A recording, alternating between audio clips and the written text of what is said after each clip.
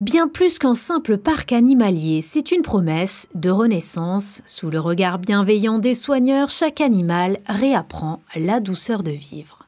Le parc il fait 1 hectare, il est situé juste sur la nouvelle aile du palais.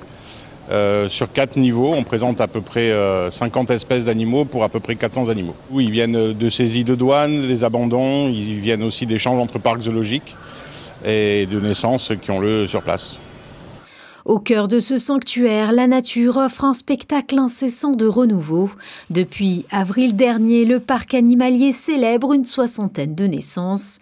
Parmi elles, 4 chauves-souris, 2 élégants flamants roses et une rare couleuvre de jade.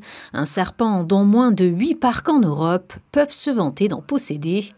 Des pigeons de Nicobar côtoient une 40aine de canards, qu'ils soient domestiques ou sauvages.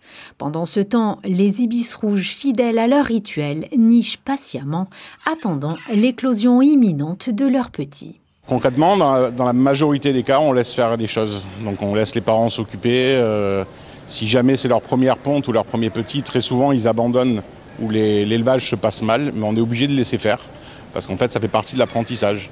Donc en fait si on prélève à chaque fois les petits, ils ne sauront jamais comment élever des petits. Donc des fois c'est assez difficile de laisser une couvée par exemple à des parents sachant qu'elle va être plus ou moins perdue, mais ça fait partie du processus d'apprentissage des parents. Donc ça c'est important pour le jour où ces animaux seront éventuellement réintroduits dans la nature ou repartiront dans d'autres parcs. Il faut qu'ils sachent élever leurs petits naturellement. Le parc animalier participe à des programmes d'élevage européens afin de permettre de réintroduire certaines espèces dans la nature et d'obtenir une véritable mixité génétique.